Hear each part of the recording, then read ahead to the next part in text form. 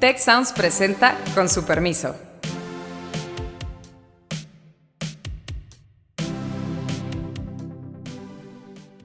Con su permiso, soy Beata Wojna y hoy vamos a hablar sobre la movilización ciudadana de este fin de semana que reunió a, muchos dicen, 500,000 ciudadanos en México y diferentes partes de la República para manifestarse contra los cambios en el Instituto Nacional Electoral que pues está planeando realizarse a raíz de la reforma que propuso el presidente de México. Y esas son las reglas que queremos, las reglas donde la alternancia existe. Transformar esa movilización de los ciudadanos en pues una especie de apoyo para algún proyecto político en el futuro, en el contexto, pues un futuro relativamente cercano. A mí de los carteles que más me gustaron fue uno que decía Beata, con estas reglas llegaron, con estas reglas se van. Yo no participé en la marcha de este domingo, soy extranjera y siempre me da ese temor de que van a activar en algún momento el artículo 30 y tantos de la Constitución, 33 de la Constitución. Aquí me está soplando Carlos Elizondo, que nos acompaña, el artículo 33 de la Constitución. Pero Carlos Elizondo y Sofía Ramírez, que también está con nosotros, creo que sí han estado por ahí este fin de semana. Entonces, a ver que nos puedan compartir sus impresiones de esta marcha, que ha sido, la verdad es que tratada de forma muy dura por el presidente mexicano a comienzos de esta semana. Pero bueno, empecemos con Sofía. Gracias, Beata. A ver, yo quisiera destacar dos cosas. A mí me pareció que el discurso que dio el ministro Cosío, el ministro en retiro Cosío, junto con el discurso que dio la periodista Beatriz Pajes, pero yo me quiero concentrar en el ministro en retiro Cosío, estaba muy enfocado en hablar de la libertad, de que la gente que estábamos ahí estábamos porque estábamos ejerciendo nuestro derecho en libertad, éramos ciudadanía en libertad. A mí me parece que la palabra clave justamente es queremos que nuestro voto siga siendo un voto libre y secreto y queremos que las instituciones electorales que nos garantizan que ese voto sea libre y secreto sean autónomas, no solo de nombre, sino también de presupuesto, de capital humano, de capacidades. Y obviamente la marcha podría parecer que se desvincula de la reforma a las leyes electorales porque pues nadie iba gritando fuera la reforma del Plan B. Lo que estábamos, la consigna, lo que estábamos escuchando a lo largo de la marcha, pues era muy en el sentido de defender el voto. Con mi voto no te metas, gobierno. Con mi voto no quiero cambios. Yo quiero que se respete mi voto. Entonces, esa es una de las primeras observaciones que me gustaría. Me encantó que fuera alrededor de la libertad de todas las personas que se agruparon allí. Número dos, me parece que fue un entorno que propició que el segundo de los temas que mencionó Cosío se diera de manera muy natural, porque el mensaje del ministro en retiro, el segundo mensaje, iba dirigido a la Suprema Corte y al Poder Judicial en su conjunto.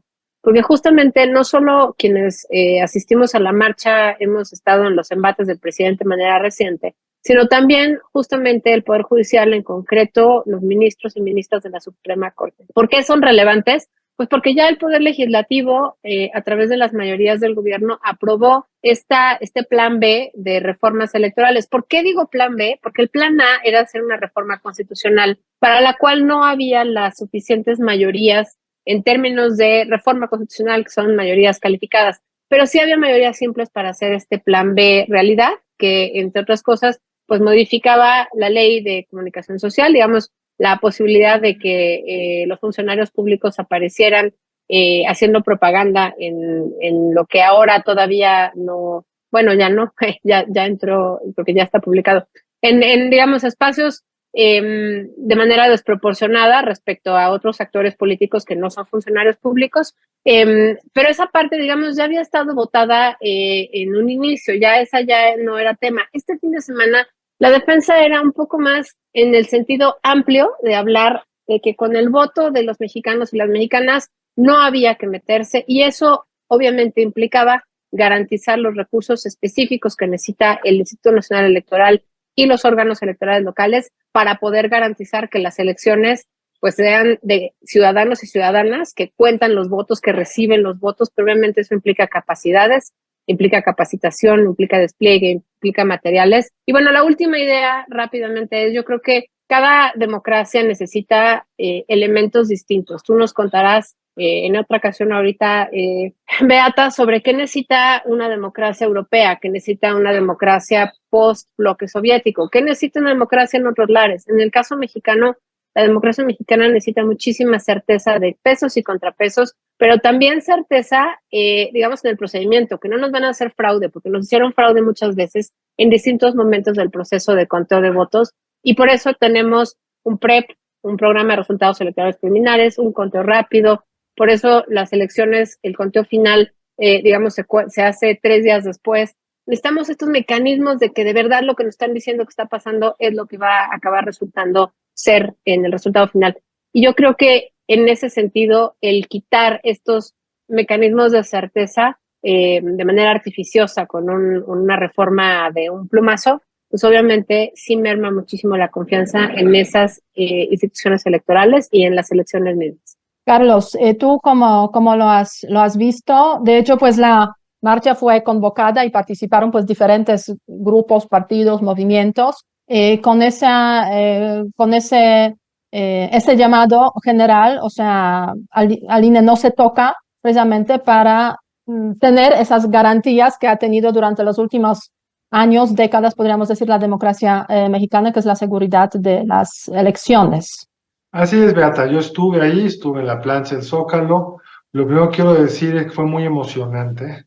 Fue emocionante ver que hay una ciudad civil rica, diversa, hay cosas que me gustaron, cosas que no me podía gustar todo, porque precisamente la pluralidad a la que hace referencia el ministro en retiro, pues estaba expresada en distintos tipos de carteles, distintas reacciones frente a lo que se decía, lo que dijo la periodista Pajés, etcétera. A mí de los carteles que más me gustaron fue uno que decía Beata: con estas reglas llegaron, con estas reglas se van. Y yo creo que es la clave de esto. El juego democrático en México fue producto, y hay un video de saque muy bueno antes de los discursos que hay que subrayar, en todo el calentamiento previo a los discursos. Quien hizo un gran papel como de conductor, de distribuidor de la palabra, de recordarnos por qué estábamos ahí, es Fernando Belanzaurán, que lo hizo fantástico y quiero subrayarlo. Pero además de eso, digamos, en esta pluralidad, me parece que tenemos que tener claro que lo que está en juego es que las reglas del juego electorales se hicieron en consenso con todas las fuerzas políticas, y lo que es el plan B es una medida unilateral y tardía para reformar las leyes electorales. Con la misma rapidez que hicieron el INSABI, destruyeron el Seguro Popular y nos quedamos sin medicinas, o disminuyó de forma importante el abasto de medicinas, ese es el riesgo operativo que está detrás del plan B, y el riesgo de fondo es la falta de consenso para articular una reforma, una ley electoral que le dé garantías a las minorías. Eso es suficiente para salir a marchar. Y yo hubiera salido a marchar si el PRI hubiera hecho estas reformas, el PAN hubiera hecho estas reformas, porque me parece que lo que no podemos permitir es mecanismos que vuelvan a centralizar el poder, que vuelvan a darle parcial o totalmente el control de las reglas del juego electorales al gobierno. Ahora bien, los ciudadanos que marcharon pues piden básicamente que se invalide el plan B, o sea, la reforma que pasó ya por el legislativo, pero que puede ser cuestionada a raíz de los amparos que se han solicitado en la Suprema Corte de Justicia. ¿Cómo ven las posibilidades de que realmente esa solicitud de los ciudadanos que se manifestó a través de pues esa aparición en la plancha de Zócalo y muchas otras 40 ciudades de la República realmente puede llevarse a cabo? Primero déjame decirte una cosa rápido, Beata. Hay una contradicción que a mí no me gustó del discurso del propio ministro Cosío, o ministro en retiro, es: la Corte no la debe presionar ni el gobierno ni los ciudadanos. Esta cosa, no hay que ser cobarde, no. La Corte tiene que decidir de acuerdo a derecho, punto. Y mi presencia ahí fue eso. Corte, tú dime qué es el derecho y yo te voy a creer, punto. No creo que nos toque presionar a la Corte, pero sí creo que mostró que hay miles de mexicanos. El gobierno dijo que 90,000. El gobierno de la Ciudad de México emitió un comunicado que sea 90,000. Quizá en recuerdo a un tuit que puso el 29 de septiembre el presidente López Obrador, que dijo: a la primera manifestación de 100,000 personas en mi contra, me voy a Palenque, Chiapas. Ni siquiera espero la revocación del mandato. Ahí nos vemos porque tengo principios e ideales. Puede ser, no quiero sacar una conclusión. O sea, llegó el momento. No, no llegó porque fueron 90,000. Bueno, Según las cifras oficiales, según las Aquí cifras yo tengo, oficiales. la Secretaría de Seguridad Ciudadana de la Ciudad de México estima asistencia de al menos 90,000 personas a marcha por día. No sé, pero en fin.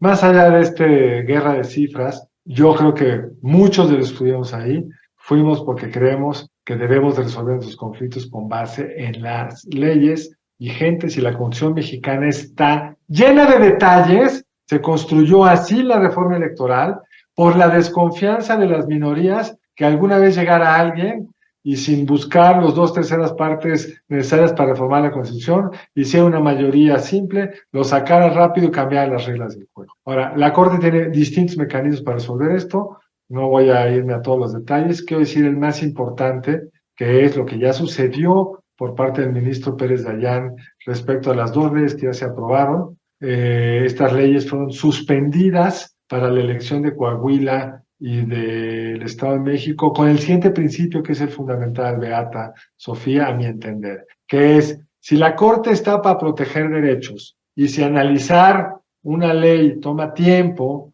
y mientras tanto esos derechos se desvanecen, pues estamos dejando de proteger adecuadamente ese principio. Pues la Corte no le da tiempo de ver si esos 2 artículos de la ley son o no constitucionales. La regla ya, las reformas ya arrancaron, la elección está en curso, no se aplican en estos 2 estados. Y ese es uno de los mecanismos que la Corte podría seguir, aunque depende de un solo ministro, porque esa decisión la toma un ministro al que le toque, se suspende, la puede controvertir el gobierno del López Obrador ya lo hizo, y luego pues ya le tocará a una de las salas, por mayoría simple, determinar si se mantiene o no esa suspensión. En este caso, si se suspendiera por los tiempos, cabe recordar que la elección, de acuerdo a la reforma, a la ley todavía vigente, la elección arranca el 2 de septiembre, lo cual significa que no se pueden cambiar las reglas pasado el 2 de junio, porque no se pueden cambiar las reglas en un cierto periodo a un proceso electoral, llevaría a suspenderlo todo, y en el 25 pues ya regresamos a discutir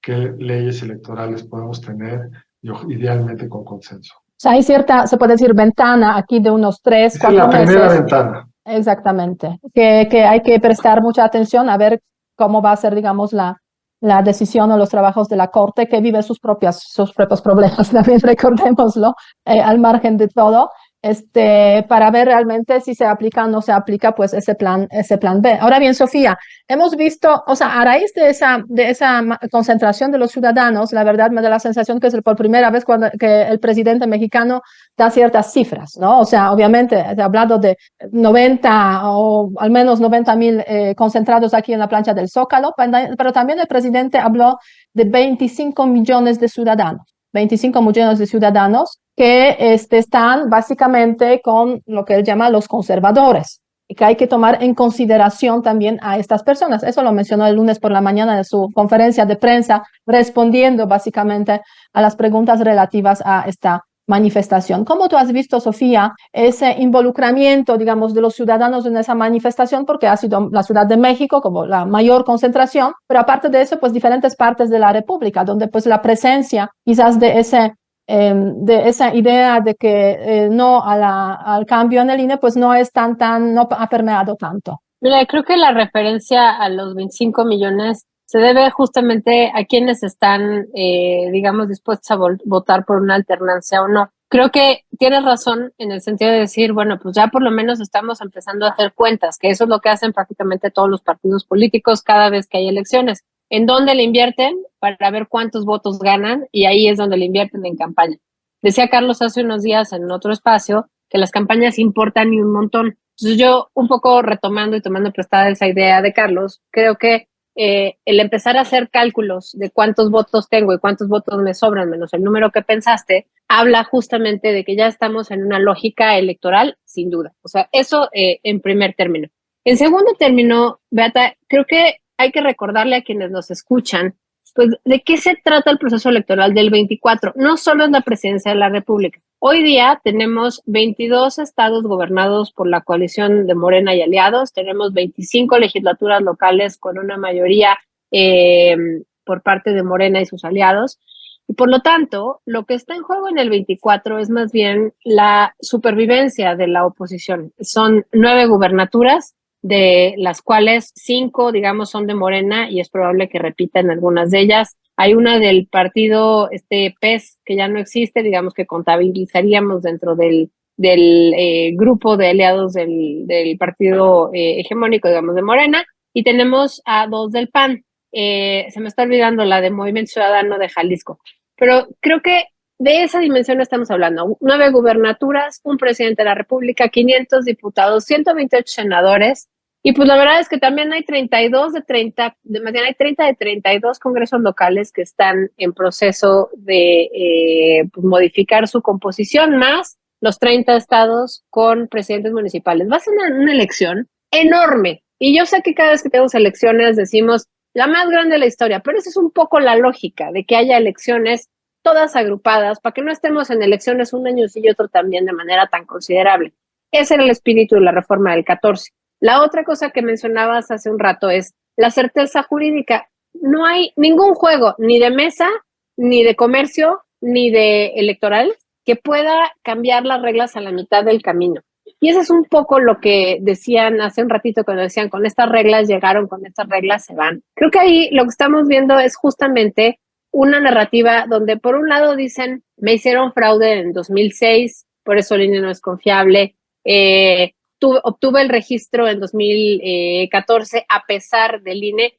Yo más bien los invitaría a que lo veamos al revés. El INE tan funciona bien que obtuvo Morena el registro en 2014 y 2 veces hemos echado como ciudadanía al PRI, una vez hemos echado Acción Nacional, estoy hablando solamente de las presidenciales, y esas son las reglas que queremos, las reglas donde la alternancia existe.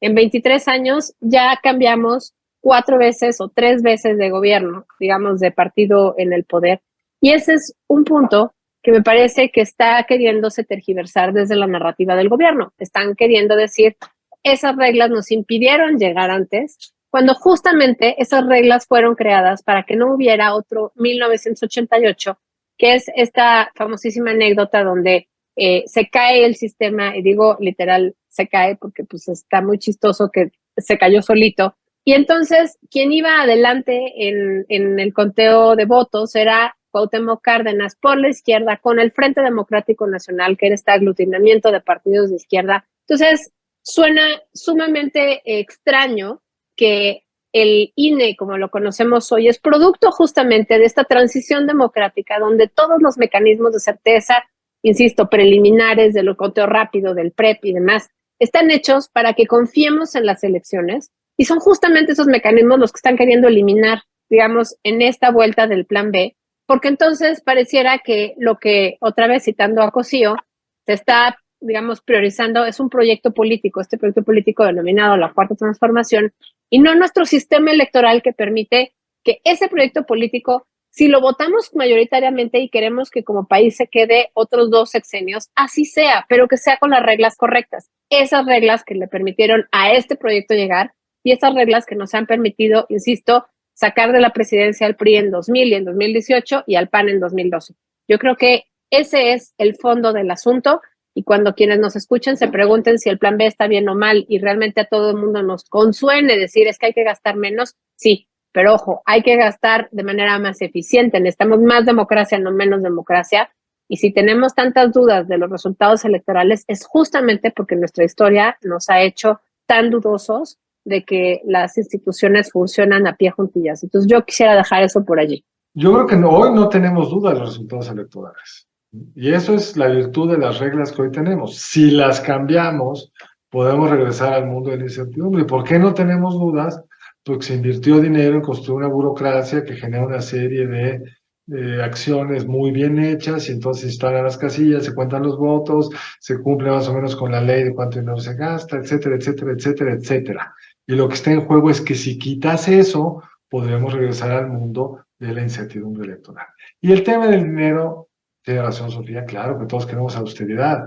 Yo, Ana Laura y yo escribimos hace años un libro que se llamaba, que era sobre la austeridad, sobre el exceso de gasto en los órganos autónomos. Y hay un capítulo sobre el INE, entonces IFE, donde sí, mostrábamos todas las cosas que se gastaban de más, pero no queríamos de ninguna manera que lo que se quitara fuera lo que sí está haciéndose bien. Queríamos que se quitaran los libros que editan, los comedores de la Comisión Nacional de Derechos Humanos, una serie de excesos que había y que pues, todavía sigue habiendo a lo largo de toda la administración pública, porque lo que nos enseña la Auditoría Superior de la Federación en sus últimas pesquisas y resultados de la cuenta pública del 21 es que sigue habiendo excesos de dinero por todos lados, sin siquiera hablar de los proyectos del presidente, Tren Maya, que va seguramente a quedar a la mitad, que lo que esté listo no se va a utilizar, que es el gasto de varios años del INE. Entonces, el cuento de la austeridad republicana es solo para los temas que le importan, no para los temas que no les importan. Ahora bien, Carlos, tú mencionas eso, que si ese plan B pasa, o sea, si no es cuestionado, invalidado en el Tribunal de Justicia, si pasa, uno de los elementos cruciales pues es la pérdida de confianza en los resultados electorales. Es lo único que, digamos, es muy importante, pero habría algunos otros elementos a considerar aquí. ¿Qué significaría? Hay muchos, Beata. Mira, se pierde el control del padrón desde el INE, pasa de una forma ahí no muy clara a la propia Secretaría de Gobernación. Los bancos incluso están explorando qué van a hacer, como qué identidad, qué credencial de identidad van a usar, porque tienen miedo de que si el INE no hace el trabajo ya y se deja hacerlo bien que les estaba haciendo, no tengamos los mexicanos una identidad, una tarjeta. Un documento de identidad, sí. A todos nosotros. Tú sabes bien que el grueso de los países europeos tienen una tarjeta que emite el Ministerio del Interior, tu carta de identidad, o como se llama en cada país. México lo que tiene es el INE y el riesgo es que no tengamos ni siquiera esto operando adecuadamente. Ya lo mencionó Sofía, las dos leyes que ya pasaron, quitan el piso parejo que se trató de construir pues, a partir del 2006, de que no puedan los funcionarios públicos hacer campaña, que no se puedan hacer recursos públicos con ese objetivo, eso se desaparece y le das ventaja a quienes tienen el poder. Se le quitan dientes a la autoridad electoral, en particular se le quita la posibilidad de sancionar con la pérdida del registro a quien violente las reglas de las precampañas. Yo creo que incluso esto es lo que detonó todo el cambio. Si vemos los primeros 3 años del presidente del observador, no se metió con el INE, no hizo una reforma, hubiera podido a lo mejor ahí sacarla sin demasiados problemas, tenía una mayoría más cómoda. Y no lo hizo pues, porque el 18 ganó fácilmente, en todos los procesos electorales previo al 21 le fue bien. ¿Qué pasó en el 21 que yo creo que les paró los pelos de punta? Y en esa parte entiendo que se los haya parado. Fue cuando el INE decide, y luego el tribunal lo ratifica, quitarles el registro a los precandidatos tanto del estado de Michoacán por parte de Morena, como a Félix Salgado Macedonio para el caso de Guerrero, se quedan sin los candidatos, y yo creo que tanto poder en manos del INE les preocupa mucho. Y en eso hasta lo puedo compartir, porque sí me pareció una sanción excesiva. Creo que también estaríamos incurriendo en una serie de problemas muy serios a la hora del conteo, Beata. El conteo hoy se hace con el apoyo de una serie de funcionarios del INE que no existirían. Luego hay una primera, digamos, se reúne la información el domingo, pero hasta el miércoles se hace el conteo final para dar tiempo a todos a ver qué pasó, a revisar lo que hubiera salido mal. Entonces tendríamos ahí aún de buena fe, una posible confusión seria en los resultados finales. Quizá lo más importante, Beata, no se hace nada por los verdaderos problemas que tiene el sistema electoral. No se mejora el régimen de control de gastos. Todos sabemos, Luis Carlos Ugalde y María Pablo Casal tienen una serie de documentos, bueno, distintas versiones de un documento que se llama Dinero Bajo la Mesa, que muestra cuánta cantidad de dinero ilegal hay en los procesos electorales, y en vez de darle más instrumentos al INE para poder evitar eso, no se mete con el problema. La gran incertidumbre de la capacidad que pudiera haber tenido el crimen organizado en algunas elecciones en zonas rurales, zonas más violentas, para alterar el resultado electoral a través de distintos mecanismos, no hay nada al respecto. Entonces, no, por supuesto que todo sistema puede mejorarse, pero en este no estamos tratando de resolver los problemas, sino que estamos simplemente bajo el argumento de la austeridad, aprovechando para quitarle cosas al INE y quitarle pues capacidad burocrática a través del cuento de la austeridad. Sí, en ese contexto, Sofía, como tú has mencionado, efectivamente, o sea, estamos viendo obviamente que la lucha política, la campaña electoral, pues está en proceso desde hace ya bastante tiempo y a raíz de esa manifestación en el Zócalo y en otras ciudades, pues otra vez vemos esa confrontación entre pues el presidente y los que no están de acuerdo con él. Ahora bien, yo por ahí leí un artículo en el cual, no voy a decir el autor, pero en el cual se manifiesta de que de hecho esa manifestación, esa actividad de los ciudadanos no tiene mucho mayor significado, porque la verdad es que están fragmentados, aunque sí les unió el tema, digamos, del sistema electoral, pero están fragmentados, no tienen líder único y no tienen capacidad de acción en diferentes partes de la República. Y de hecho eso no se traducirá en el futuro, o sea, quiero decir, en las elecciones, en resultados concretos, es decir, resultados que podrían ser favorables a la oposición. ¿Cómo tú ves ese tema? Porque sí, efectivamente, la oposición está muy fragmentada, o sea, desdibujada en muchos sentidos. Morena también está presente en muchos estados de la República y lo está aprovechando, hasta Baja California Sur, obviamente con el gobernador ahí de Morena, están ahí ya, es Claudia como hashtag en todas las paredes disponibles. Y tampoco hay un candidato claro, ¿no? No, sin duda. A ver, creo que ese es justo el punto. Creo que el éxito de la marcha, o bueno, de la como concentración que vimos el día de ayer en Ciudad de México y en otras ciudades, pero distinto a la marcha, digamos, de hace un par de meses, es justamente que haya un fin común, y en este caso el fin común es resguardar el funcionamiento que tiene hoy día el sistema electoral mexicano con todas sus fallas y con todas sus virtudes, porque consideramos que eso es lo que funciona mejor. Me parece sumamente positivo que eso no se traduzca hoy en una concentración de carácter político electoral, en el sentido de que haya un claro liderazgo por parte de la oposición. Eso es trabajo de la oposición. Me parece que cualquier intento por apropiarse por la legitimidad de este tipo de manifestaciones hacia un partido político, lo único que va a hacer es desdibujar justamente estos esfuerzos ciudadanos de proteger al sistema electoral mexicano. Sin duda, creo que entre las cosas que mencionaba, o los elementos que mencionaba Carlos que tiene este plan B, hay dos que a mí me llaman muchísimo la atención, porque el primero es, pareciera que está resguardando los derechos político-electorales de todas las personas, y que eso nos hace más democráticos, ¿no?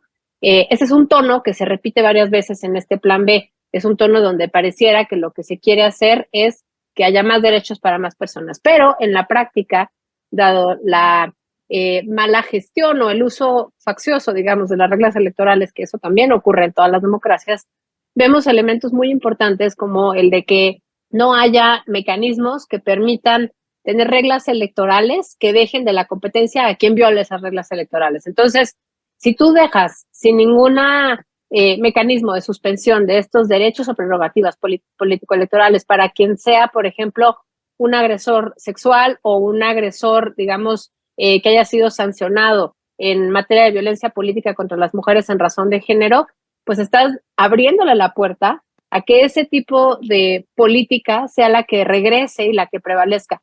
Este registro hoy día pues tiene una función ahí medio enunciativa, pero vaya, ya existe ese registro. Para estar en ese registro tienen que haber pasado varias trabas. Pero, por ejemplo, el caso de Salgado Macedonio, que fue este político guerrerense que no acabó siendo el candidato ni el gobernador en el estado de Guerrero, ya no voy a entrar aquí que acabó siendo la hija, pero el tema de fondo es, este personaje no presentó a la autoridad electoral dentro del plazo establecido el reporte de gastos de campaña, lo cual me lleva a lo que decía Carlos. Si tú no pones límites en el gasto, tú permites que entre dinero del crimen organizado o del sector público o desvíos de recurso público. ¿Eso ya ocurre? Sí. ¿Eso se puede evitar con el plan B? No. Lo único que está haciendo el plan B es eliminar todas estas trabas, pero le quita a la par estas capacidades al INE para, pues, por lo menos hacer el intento de detener alguno de esos rubros. Y el otro punto que me parece muy importante es justamente el que no hemos tocado, que es respecto a la justicia electoral. Se eliminan, digamos, con este plan B varias salas regionales, pues sobre todo la sala regional especializada del Poder Judicial, digamos, del Tribunal Electoral, del Poder Judicial de la Federación, que concretamente lo que hacía era ver todas las violaciones a las normas que regulaban el acceso a radio y televisión y la aplicación parcial de recursos públicos, propaganda y actos anticipados de campaña y pre-campaña. Es decir, es una sala especializada justamente en ver que la contienda sea pareja. Entonces, si tú vas desmantelando no solamente el INE, sino todas estas estructuras adicionales que permiten que el INE no opere solo, sino que haya sistemas de elementos del sistema de procuración de justicia e impartición de justicia, pues prácticamente estás desdibujando no las reglas, sino las reglas, los recursos, las atribuciones y estos pesos y contrapesos dentro del propio sistema electoral. Entonces, yo creo que el tema no está en que sea una marcha político-electoral en el sentido partidista, sino que sea más bien una marcha que nos agrupe como ciudadanía, como pueblo, porque también somos parte del pueblo, también ese es pueblo de López Obrador, que nos agrupe para reclamar eso, contiendas justas, piso parejo y las mismas reglas que permitieron que él llegara, sean las reglas que permitan que alguien más llegue o que nos convenza la cuarta transformación de manera agregada y entonces se quede otro ciclo más, pero no a fuerzas y no eliminando todos estos mecanismos de alternancia. Eso sin duda, aunque por otra parte tampoco hay duda de que los partidos políticos de la oposición pues también están contando y están viendo lo que está pasando. Entonces, en ese sentido, Carlos, ¿cómo ves esas posibilidades, digamos, de transformar esa movilización de los ciudadanos en pues una especie de quizás apoyo para algún proyecto político en el futuro, en el contexto, pues un futuro relativamente cercano? Quedan 15 meses, si no me equivoco, para las elecciones de 2024.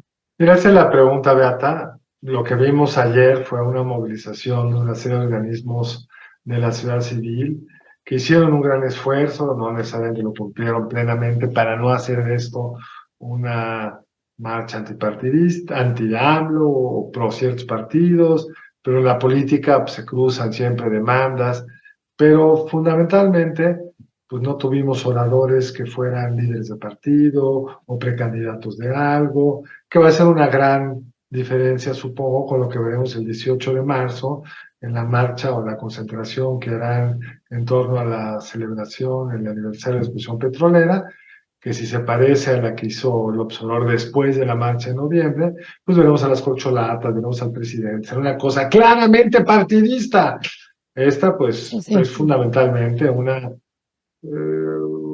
conjunto de ciudadanos convocados por un conjunto de organizaciones que lo que muestran, Beata, para contestar tu pregunta, lo que muestran es que hay ahí un potencial ciudadano amplio, que no están conformes con este gobierno, que pues, salieron a votar en el 21, si tú sumas los 3 partidos que conformaron cada una de las alianzas, la suma de votos en el 21 es casi idéntico de los dos bloques, muy parecido. Y entonces la clave es justo tu pregunta. ¿Quién va a encabezar el lado de Morena? ¿Va a haber o no una división? Y quien encabece va a ser alguien con fuerza. Tiene la enorme ventaja este bloque que tiene al presidente organizando el proceso y tiene 3 candidatos bien posicionados y que es un gran partido, en el sentido que es muy grandote. Es Morena el decide, los otros son ahí unos pececitos que reman alrededor del grandote. Y ellos seguramente lo definirán de una forma pues, unida, con candidatos muy bien conocidos. Y la oposición tiene un problema de muchos lados. Primero, PRI y PAN, y el presidente nos lo recuerda cada vez que puede, pues tienen un profundo y en algunos casos bien ganado desprestigio por cosas que han hecho en el pasado. PRD y Movimiento Ciudadano son partidos muy pequeños, Movimiento Ciudadano trata de construirse como una alternativa. Pero vamos a ver las elecciones de Coahuila y el Estado de México. En Coahuila no traen candidato, en el Estado de México en Coahuila no van a tener candidatos, en el Estado de México no logran tener uno y las encuestas muestran que se hace cada vez más chiquito. Pueden correr el riesgo de no tener registro en ninguna de estas dos entidades después de la elección, pero hay una enorme sed de liderazgos que no se ha llenado. La oposición va a tener que encontrar un mecanismo para que todos aquellos que aspiran legítimamente a ser los candidatos de esta coalición encuentren los espacios para lograrlo. Hay 2 o 3 ya muy apuntados que provienen de partidos del PRI o del PAN. Pues está Enrique Lamadrid, está Santiago Gil, por decir los 2 más obvios, uno miembro del PRI, otro miembro del PAN. Y luego están voces pues, muy visibles como la de Lili Telles y otros muchos más pequeños que las encuestas no destacan adecuadamente.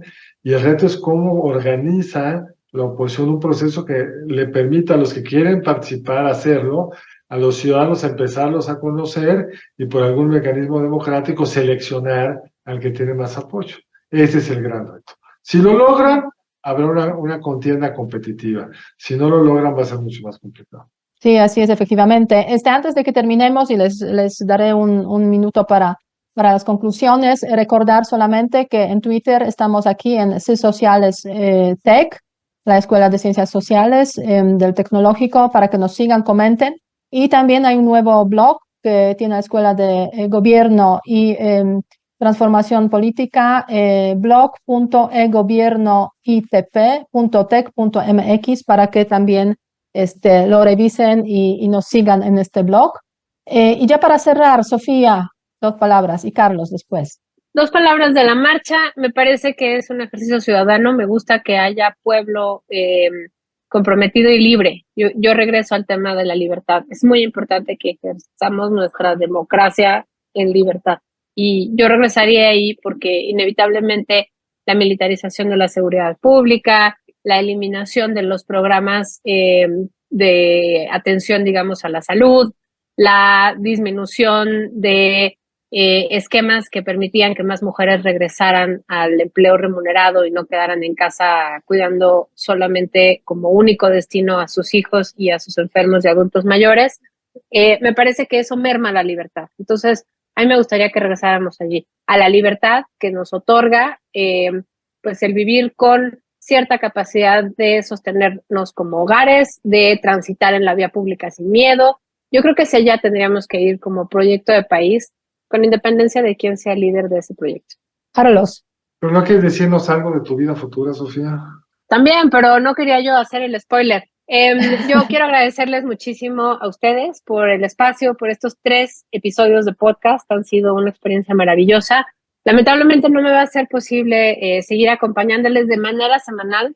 Sin embargo, regresaré como invitada cada vez que ustedes quieran hablar de desarrollo, de desigualdades, pues también de feminismo y de temas tal vez un poco más álgidos, pero finalmente estoy muy agradecida por estos 3 episodios, por el espacio, por compartir la mesa, las ideas con ustedes.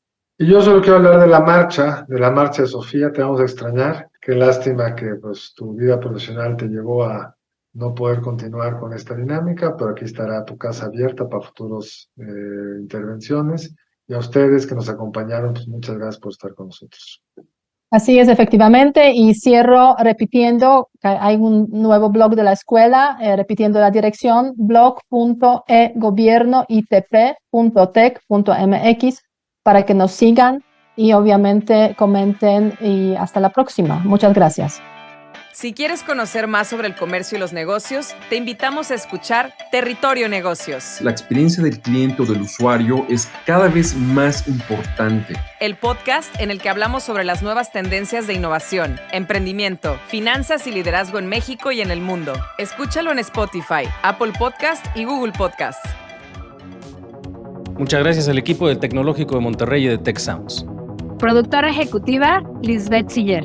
Productoras de Con su permiso, Stephanie Cisneros y Eva Obano. Diseño, Lisette Rodarte. Analíticos y alianzas, Lilia Martínez. Postproducción, Max Pérez y Marcelo Segura. Les invitamos a escuchar el siguiente episodio de Con su permiso y el resto de programas de Tech Sounds en los canales de su preferencia.